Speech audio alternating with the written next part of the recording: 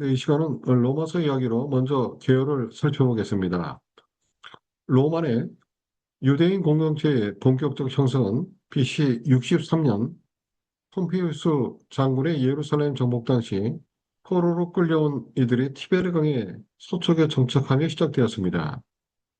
이 시기 헤롯 대왕은 권력 유지를 위해 손자들을 로마로 유학 보냈는데 그중 아그리파 1세는 로마 황실과의 친분을 이용해 권력의 길을 택했습니다.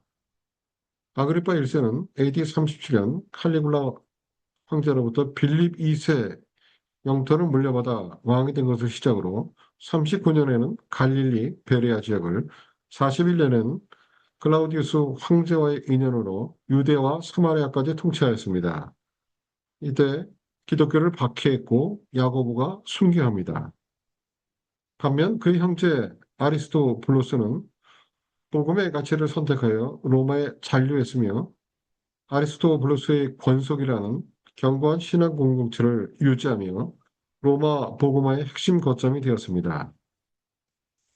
로마 교회는 AD 30년경 오순절 사건 당시 예루살렘을 방문했던 로마 유대인들이 복음을 듣고 돌아와 자생적으로 세운 공동체로부터 그 기초가 마련되었습니다. 그러나 49년 클라우디우스 황제의 유대인 추방령으로 위기를 맞았다가 54년 네로 즉위 후 유대인들이 다시 복귀하면서 기존 이방인 신자들과 갈등을 겪게 되었습니다.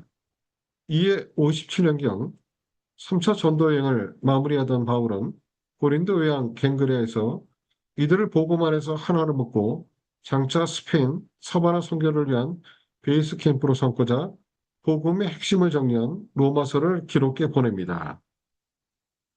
자, 1장은 바울은 자신을 그리스도의 종이자 사도로 소개하며 로마 성도들에게 문안 인사를 전합니다. 바울은 내가 복음을 부끄러워하지 아니하노니 이 복음은 모든 믿는 자에게 구원을 주시는 하나님의 능력이라고 선포하며 오직 의인은 믿음으로 말미암아 살리라는 진리를 제시합니다. 반면 하나님을 알면서도 우상 숭배와 온갖 음행에 빠진 이방인들의 타락상을 지적하며 하나님을 거부한 인류에게 임할 진노를 엄중히 경고합니다. 1장입니다. 남을 판단하면서 똑같은 악을 행하는 자들에게 하나님의 심판은 피할 수 없다고 경고합니다.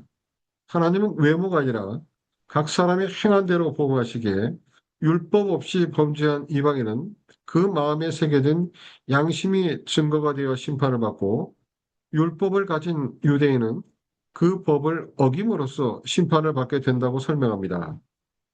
유대인이 율법을 가졌어도 범죄한다면 그 할례는 무의미 하니 진정한 할례는 육신이 아니라 마음이 하는 것이며 영에 속한 자가 참 유대인이라고 말합니다. 2장입니다. 유대인이 낳은 점은 하나님의 말씀을 맡았다는 특권이나 그렇다고 해서 유대인들이 이방인보다 나은 상태는 아니라고 단언합니다. 의인은 없나니 하나도 없으며 모든 사람이 죄 아래 있어 온 세상이 하나님의 심판대 앞에 서게 되었다고 선포합니다.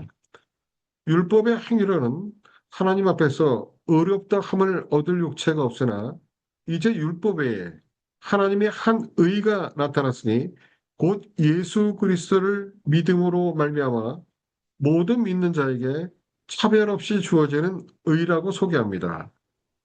모든 사람이 죄를 범하였음에 하나님의 영광에 이르지 못하더니 그리스도 예수 안에 있는 성령으로 말미암아 하나님의 은혜로 값없이 의롭다 하심을 얻게 되었다고 전합니다. 3장입니다. 바울은 조상 아브라함의 사례로 이 원리를 증명합니다.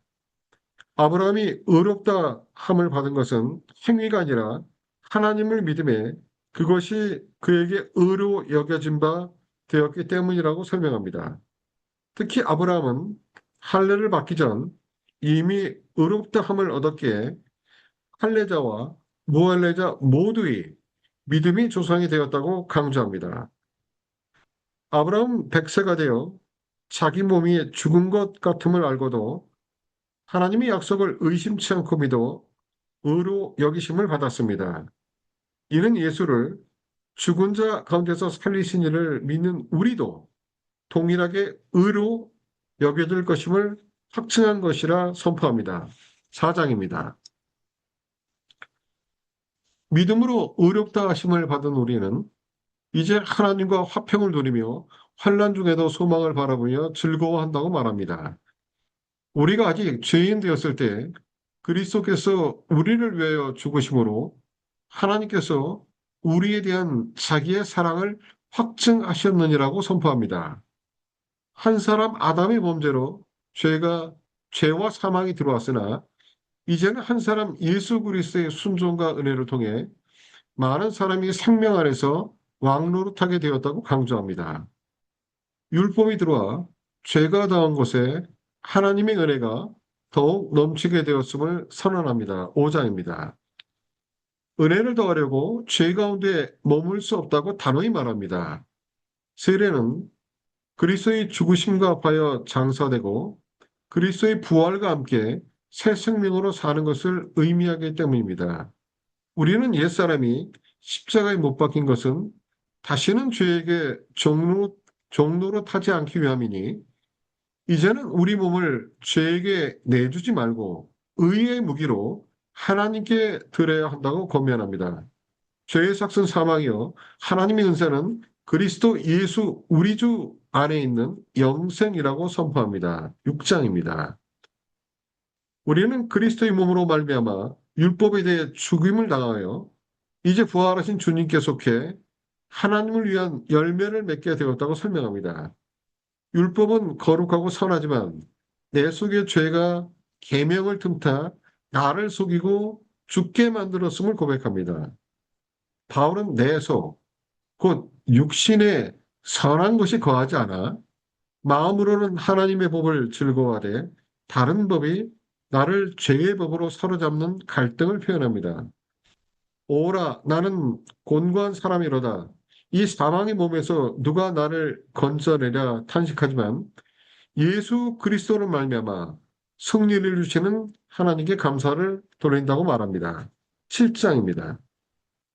이제 그리스도 안에 있는 자에게는 결코 정죄함이 없나니 성령의 법이 죄와 사망의 법에서 우리를 해방했기 때문이라고 선포합니다.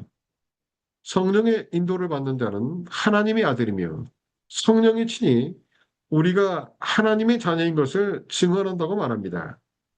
현재의 고난은 장차 나타날 영광과 비교할 수 없으며 하나님을 사랑하는 자들에게는 모든 것이 합력하여 선을 이루니 그 어떤 피조물이라도 우리를 하나님의 사랑에서 끊을 수 없다고 말합니다. 8장입니다.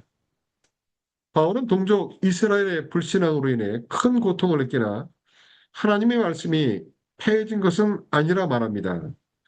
아브라함의 씨라고 다 자녀가 아니요 약속의 자녀라야 씨로 여김을 받기 때문이라 설명합니다. 하나님은 택하신 자에게 긍휼을 베푸시는 주권적 자유를 가진 토기장이와 같으시며 멸하기로 준비된 진노의 그릇과 영광받기로 예비하신 긍휼의 그릇을 결정할 권한이 있으십니다. 이방인들이 믿음으로 의를 얻은 반면 이스라엘은 행위에 집착하다가 걸림돌인 예수 그리스도에게 걸려 넘어졌음을 지적합니다. 9장입니다. 이스라엘은 하나님께 열심은 있었으나 바른 지식이 없었기에 자기 의를 세우려고 하나님의 의에 복종하지 않았다고 말합니다. 구원은 하늘에 올라가거나 무덤에 내려갈 만큼 먼 곳에 있지 않고 내 입과 마음이 있으니 예수를 주로 시인하고 하나님께서 그를 죽은 자 가운데서 살리신 것을 믿으면 구원을 얻는다고 가르칩니다. 누구든지 주의 이름을 부르는 자는 구원을 받으리라고 선포하며 듣지 못한 일을 믿을 수 없기에 복음을 전파하는 아름다운 발의 필요함을 강조합니다.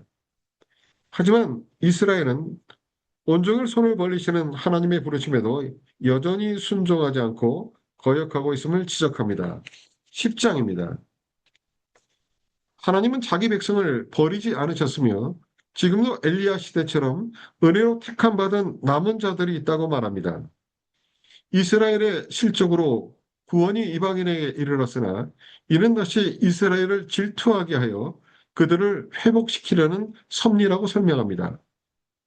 돌 감람나무인 이방인이 참 감람나무의 접침을 받았으니 겸손해야 한다고 경고합니다. 이방인의 충만한 수가 들어오면 결국 온 이스라엘이 구원을 얻게 될 것이라고 말합니다. 바울은 하나님의 깊은 지혜와 풍성함을 찬양합니다. 11장입니다. 너희 몸을 하나님이 기뻐하시는 거룩한 산 제물로 드리라고 권면합니다.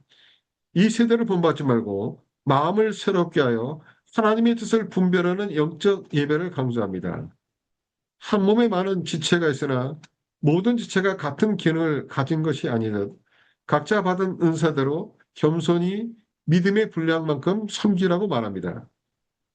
사랑은 거짓이 없어야 하니 악을 미워하고 선에 속하며 즐거워하는 자들과 함께 즐거워하고 우는 자들과 함께 울어야 한다고 가르칩니다.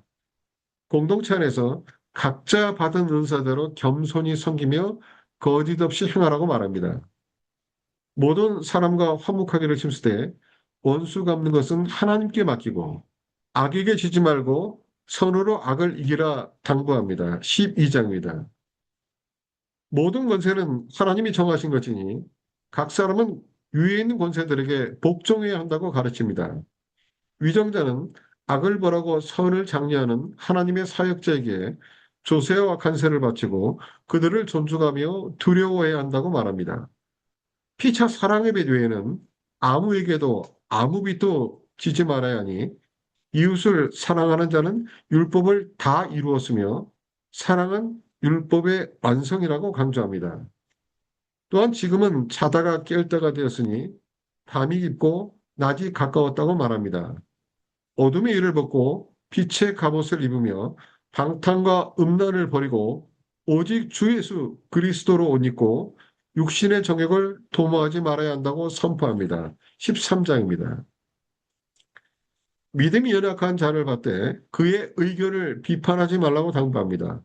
먹는 문제나 나를 지키는 문제로 서로를 업신여기지 말아야 할 것은 우리 모두가 하나님의 심판대 앞에 서서 각자 일을 직고하게 될 것이기 때문입니다. 우리는 사나 죽으나 다 주의 것이니 형제 앞에 걸림돌을 두지 말고 화평과 덕을 세우는 일에 힘써야 한다고 말합니다. 하나님의 나라는 먹는 것과 마시는 것이 아니요 오직 성령 안에 있는 의와 평강과 희락이라고 선포합니다. 평화와 덕을 세우는 일에 힘쓰며 형제를 거리끼게 하는 일을 삼가며 믿음을 따라 하지 않는 모든 것이 죄라고 말합니다. 14장입니다. 믿음이 강한 자는 마땅히 연약한 자의 약점을 담당하여 그를 기쁘게 하고 세워주어야 한다고 말합니다. 그리스도께서 우리를 받아 하나님께 영광을 돌리신 것처럼 너희도 서로 용납하라고 권면합니다. 바울은 이방인 사도로서 그리스도 이름이 전해지지 않은 곳에 복음 전하기를 힘썼음을 밝히며 이제 마게도냐와 아가야 성도들이 모은 예루살렘 구제연금을 전달한 후 로마를 거쳐 서만으로 가려는 계획을 전하며 자신을 위해 합심하여 기도해 줄 것을 부탁합니다. 15장입니다. 바울은 갱그리아 교회의 일꾼 베베를 추천하며 합당한 예절로 환대해 줄 것을 요청합니다. 자신의 목숨까지 아끼지 않았던 브리스가와 아굴라 부부를 비롯하여 함께 수고한 26명의 동역자들에게 일일이 사랑의 안문안을 전합니다. 교훈을 거슬러 분쟁을 일으키는 자들을 경계하고 멀리하라 당부합니다. 이 편지를 대필한 더디오와 에라소 등의 안부를 전하며 마지막으로 영원 전부도 감추어졌다 이제 나타난 복음의 신비를 찬양합니다. 16장입니다.